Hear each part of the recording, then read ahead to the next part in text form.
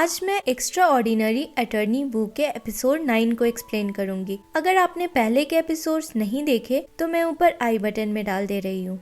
Episode की शुरुआत में हम एक स्कूल बस देखते हैं जिसमें एक आदमी खुद को इंट्रोड्यूस करता हुआ कहता है कि वो चिल्ड्रंस लिबरेशन आर्मी का कमांडर इन चीफ है और ये बस बाकी बसों की तरह एकेडमी नहीं जाएगी बल्कि कहीं और जाएगी। इस आदमी का नाम बैंग गुपोंग था। बच्चों को इसका नाम बहुत फनी लगता है और वो लोग नाम सुनकर बहुत हंसते हैं। बैंग गुपोंग कहता है कि जो बच्चे उसके साथ बस में चलेंगे वो चिल्ड्रंस लिबरेशन आर्मी के मेंबर बन जाएंगे और जिनको नहीं बनना और जो एकेडमी जाना चाहते हैं वो बस से उतर सकते हैं। एक बच्चा बड़े भोलेपन से पूछता है कि चिल्ड्रंस लिबरेशन आर्मी क्या होता है, तो बैंग गुपोंग कहता है कि इसका मतलब होता है खेलना, खेलना और सिर्फ खेलना। एक बच्ची अपनी मॉम को कॉल करके बताना चाहती थी तो वो मना करके कहता है कि घर वालों को नहीं बताना है क्योंकि वो एकेडमी ना जाकर खेलने वाली बात समझेंगे नहीं। बैंग गुपोंग की हरकतें बहुत बचकानी थी तो बच्चों को वो पसंद आ जाता है।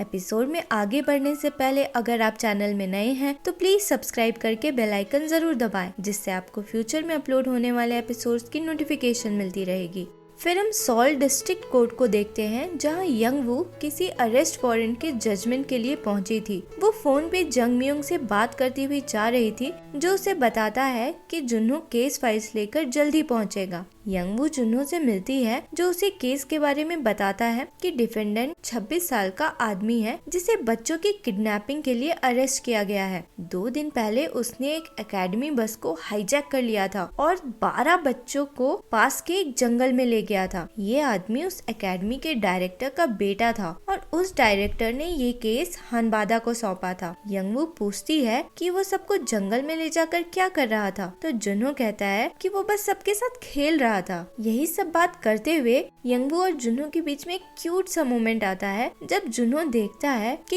यंग वू के गाल पे एक आईलैश है और वो अपने हाथ से उसे हटाता है। यंग वू फिर डिफेंडेंट से मिलती है तो उसका नाम उसको बहुत अजीब लगता है क्योंकि बैंग गुपोंग बहुत ही अनयूजुअल नाम था। बैंग गुपोंग कहता है कि उसका नाम सुनकर बच्चे हंसते हैं इसलिए उसने ये नाम 2 साल पहले खुद ही रख लिया था। फिर वो यंग वू के नाम का भी मजाक बनाता है और कहता है कि तुम्हारा नाम मेरे जितना फनी नहीं है। अगला सीन कोर्टरूम का दिखाया जाता है जहां हम देखते हैं कि जज को भी बैंग गुपोंग का नाम सुन के बहुत अजीब लगता है। जज फिर उससे उसके जॉब के बारे में पूछता है तो वो कहता है कि वो चिल्ड्रंस लिबरेशन आर्मी का कमांडर इन चीफ है। ये सुन के यंग वू से समझाती है कि अगर तुम ऐसा आंसर करोगे तो जज तुम्हें जेल में डाल देगा, तुम खुद को अनएम्प्लॉयड बताओ। बट फिर भी वो खुद को कमांडर इन चीफ ही बताता है। जंग म्योंग और यंग वू डायरेक्टर से मिलकर उन्हें बताते हैं कि उनके बेटे को डिटेंशन सेंटर में डाल दिया गया है क्योंकि वो कोर्ट में अजीब अजीब से आंसर्स दे रहा था। उससे जब पूछा गया कि वो कहाँ रहता है तो उसने कहा कि वो बच्चों के दिल में रहता है। जंग म्योंग डायरेक्टर को एडवाइस देता है कि वो उन 12 बच्चों के पेरेंट्स से मिलकर नॉन पनिशमेंट लेटर लेने की कोशिश करे। हो सकता है इसके बदले वो कुछ सेटलमेंट मनी मांगे पर उस लेटर की वजह से सजा कम कराई जा सकती है। डायरेक्टर फिर बताती है कि उसके हस्बैंड की डेथ बहुत पहले ही हो गई थी और उसके बाद उसने अकेले ही अपने तीनों बेटों को पाला। उसने एक एकेडमी शुरू किया ताकि वो दूसरों बच्चों की मदद कर सके पर शायद दूसरों के बच्चे की देखभाल करने में वो खुद के बच्चों पे ध्यान नहीं दे पाई। फिर वो रिक्वेस्ट करके कहती है कि उसके बेटे को डिटेंशन सेंटर तो जाना पड़ा पर किसी तरह जेल जाने से बचा ले। यंग वू फिर डोंग से मिलती है और उसे बताती है कि उसने जुन्हो के सामने अपनी फीलिंग्स कन्फेस कर दिया था कि वो उसे पसंद करती है। उस समय तो बात अधूरी रह गई पर उसके बाद भी जुन्हो ने कुछ नहीं कहा तो इसका मतलब मे बी वो उसे पसंद नहीं करता। इस पे डोंग कहती है कि ऐसा तो नहीं है, पसंद तो वो तुम्हें करता है पर उसे और हिंट देने के लिए तुम उसके लिए कुछ कुछ ऐसी चीजें करो जिससे उसे समझ आए कि तुम उसकी कितनी केयर करती हो। फिर हम देखते हैं कि यंग वू और क्योन बैंग गुपोंग से क्वेश्चनिंग करने डिटेंशन सेंटर पहुंचते हैं। क्योन कहता है कि उसने बच्चों को किडनैप तो किया पर हरास नहीं किया, तो अगर वो अपनी गलतियां मान ले तो उसे कम सजा मिलेगी। फिर यंग वू उससे पूछती है कि बच्चों को जंगल में ले जाकर उसने किया क्या था। बैंग गुपोंग बताता है कि जब वो बच्चों को जंगल लेके गया तो पहले उसने चिल्ड्रंस लिबरेशन आर्मी के रूल समझाए पहला रूल है खेलना, दूसरा रूल है हेल्दी रहना और तीसरा रूल है खुश रहना। इसके बाद उसने बच्चों को बहुत से गेम्स खिलाया और खुद भी खेला। सारे बच्चों ने बहुत एंजॉय किया था। इसकी बातें यंगवू और क्योन को बहुत अजीब लगती है और वो बोलते हैं कि ऐसे में तो कोई भी जज तुम्हारी सजा कम नहीं करेगा। तो बैंग उपोंग कहता है कि सजा कम कराना उसकी मॉम चाहती है, उसे तो ये सबसे कोई मतलब नहीं है। अगला सीन हम कैफेटेरिया का देखते हैं, जहाँ यंगवू बहुत इंटरेस्ट के साथ जुनहो को बैंग उपोंग के बारे में बता रही थी। जुनहो से कहता है कि ये आदमी तो बहुत लकी मालूम पड़ता है क्योंकि तुम वेल्स के बारे में ना बताकर उसके बारे में बता रही हो। जुनहो फिर खाना लेकर अपनी टेबल तक जाने लगता है तो यंगवू भाग के जाके उसके लिए चेयर निकालती है क्योंकि उसे याद आता है कि डोंग ने कहा था कि वो जुनहो के लिए कुछ कुछ ऐसा करे जिससे उसे पता चले कि वो उसकी केयर करती है। यंगवू को ऐसा करता देख जुनहो को बहुत वियर्ड लगता है और वो इधर उधर देखने लग जाता है। फिर कोर्ट में हम देखते हैं कि अपोजिट टीम का लॉयर बस के ड्राइवर से क्वेश्चनिंग करता है। बस का ड्राइवर बताता है कि वो अक्सर बैंग उपोंग को एकेडमी में देखा करता था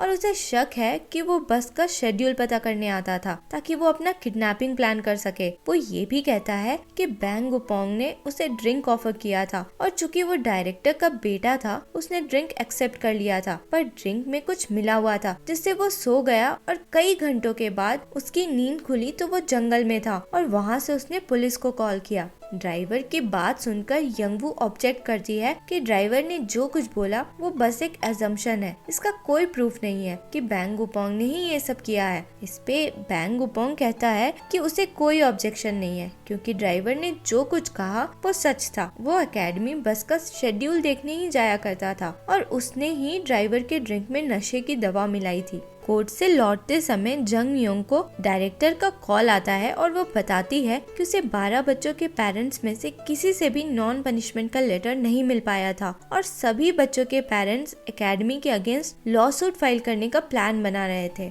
ये सुन के सब आपस में डिस्कस करते हैं और ये डिसाइड होता है कि यंगवू और जुनहो एक साथ जाकर बच्चों से मिलेंगे और ये पता करेंगे कि वो इस बारे में क्या सोचते हैं। बच्चों ने उस दिन बहुत एंजॉय किया था तो मे बी ये जानकर कि बैंग उपोंग को इसके लिए सजा मिलेगी वो लोग अपने पेरेंट्स को कन्विंस कर पाए कि वो बुरा आदमी नहीं है। फिर हम देखते हैं कि यंगवू और जुनहो एकेडमी में पढ़ने वाली एक बच्ची से मिलते हैं। वो बच्ची बहुत लेट डिनर कर रही थी और पूछने पे बताती है कि एकेडमी की वजह से वो 10 बजे तक भी खा नहीं पाती। वो ये भी बताती है कि एकेडमी में लॉग क्लासेस चलते हैं, मतलब जब तक क्लासेस पूरे नहीं हो जाते किसी को भी बाहर जाना अलाउड नहीं, कोई ब्रेक टाइम भी नहीं मिलता और बाथरूम तक जाने के लिए परमिशन लेना पड़ता है। यंगवू और जुनहो इस बच्ची से मिस्टर बैंग के बारे में पूछ नहीं पाते क्योंकि इसे लेट हो रहा था, पर वो उन्हें ये जरूर बताती है कि एक सुपरमार्केट में इस समय एकेडमी के बहुत से बच्चे आते हैं जो उस दिन जंगल में थे। दोनों सुपरमार्केट पहुँचते हैं, वहाँ अचानक से बच्चों की भीड़ आ जाती है। सब बहुत जल्दी में थे क्योंकि उन्हें एकेडमी से डिनर करने का बहुत कम टाइम मिलता था, इसलिए वो लोग रेडी टू ईट ही लेकर खाते थे। वहाँ वो लोग देखते हैं कि एक छोटा बच्चा बहुत रो रहा था। पूछने पे पता चलता है कि उसका कोई एग्जाम अच्छा नहीं गया था। यंगवू और जुनहो को समझ आ रहा था कि इन छोटे छोटे बच्चों पे एकेडमी की तरफ से पढ़ाई का कितना प्रेशर था। यंगवू बच्चों से पूछती है कि क्या वो चाहते हैं कि बैंग उपोंग को जेल जाना पड़े, तो बच्चे कहते हैं नहीं। यंगवू कुछ और पूछती उससे पहले उनके पेरेंट्स आ जाते हैं, पर जाने से पहले वो बच्चा यंगवू के कान में कुछ बता कर जाता है। अगले सीन में हम देखते हैं कि जंगमियोंग ने सारे बच्चों के पेरेंट्स और डायरेक्टर को बुलाया था। सारे पेरेंट्स बहुत गुस्से में थे, ये सोचकर कि उनके बच्चों के साथ कुछ भी हो सकता था। डायरेक्टर उनसे माफी मांग रही थी पर उन्हें कोई फर्क नहीं पड़ रहा था क्योंकि बैंग उपोंग को अपनी गलती का जरा सा भी एहसास नहीं था। फिर डायरेक्टर अपने पैरों पे गिर के अपने बेटे की तरफ से माफी मांगते हुए कहती है कि उसका बेटा मेंटली अनस्टेबल है, उसे तो पता भी नहीं कि वो क्या कहता है। अगर उसे जेल जाना पड़े तो वो जिंदा नहीं रह पाएगा। ये सारी बातें सुनकर वहाँ बैठी मॉम्स को दया आ जाती है और वो लोग नॉन पनिशमेंट लेटर साइन कर देते हैं। सबके जाने के बाद यंगवू डायरेक्टर से कहती है कि उसे नहीं लगता बैंग उपोंग मेंटली अनस्टेबल है, उसकी सोच बच्चे समझते हैं, बस बड़े ही नहीं समझ पाते। फिर यंगवू याद करती है कि सुपरमार्केट के बाहर उस बच्चे ने उसके कान में कहा था कि वो पूरा दिन हर दिन बैंग गुपोंग के साथ खेलना चाहता है, वो लिबरेशन आर्मी का मेंबर बने रहना चाहता है। अगले दिन हम कोर्ट का देखते हैं जहाँ क्योन एक डॉक्टर से क्वेश्चंस पूछ रहा था ये प्रूव करने के लिए कि बैंग गुपोंग मेंटली अनस्टेबल है। यंगवू को ये सब सुनकर अच्छा नहीं लग रहा था। फिर उसे ऐसा फील होता है कि कोर्ट रूम में कोई नहीं है, बस एक बड़ी सी व्हेल तैरती हुई उसके पास आकर जैसे कुछ कह रही हो, और वो अचानक खड़ी हो जाती है और कहती है कि उसे भी डॉक्टर से कुछ क्वेश्चंस पूछने हैं।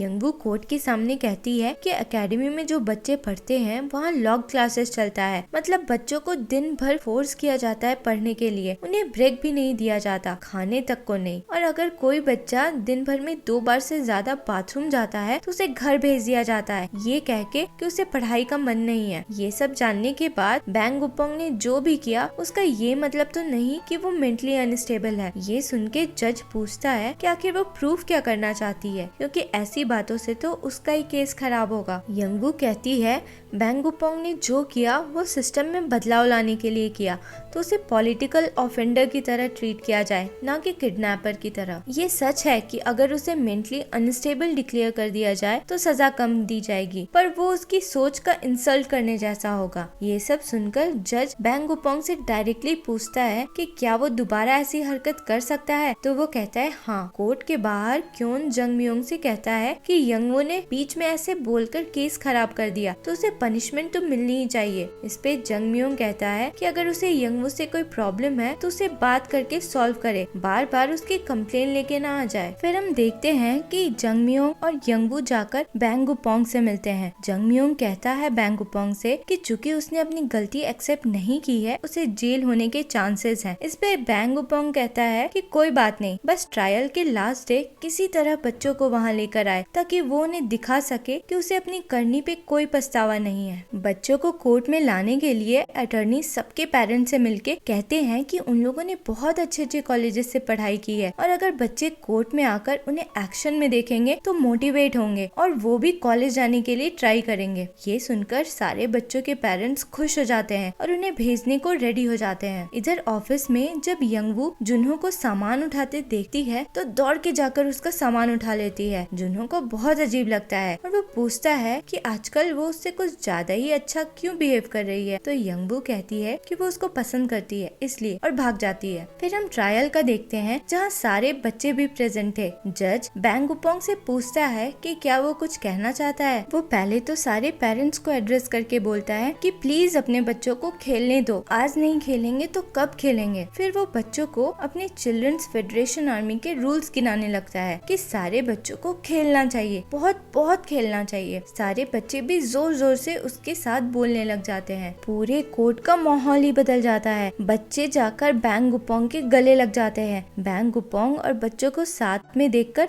सबको समझ आ ही रहा था कि वो बुरा आदमी नहीं है, वो बस सच में बच्चों को खिलाना चाहता था, उसका और कोई इंटेंशन नहीं था। अगले सीन में हम देखते हैं कि यंगवू रिवॉल्विंग डोर में फंसी हुई है और बाहर ही नहीं निकल पा रही थी कि कहीं से जुनहो आकर गेट रोक देता है और फिर कहता है कि वो यंगवू को बहुत पसंद करता है, इतना पसंद करता है कि वो बता भी नहीं पा रहा। यंगवू सरप्राइज्ड सुनती रह जाती है। फिर लास्ट में हम देखते हैं कि स्टेशन की तैसुमी यंगवू के डैड से मिलने आती है, पर उसको अंदर घुसते हुए एक आदमी फोटोज ले लेता है और ये एपिसोड यहीं खत्म होता है। आगे क्या हुआ जानने के लिए मिलते हैं अगले एपिसोड में। अगर वीडियो अच्छा लगा हो तो लाइक, शेयर एंड सब्सक्राइब करें। Thanks for watching.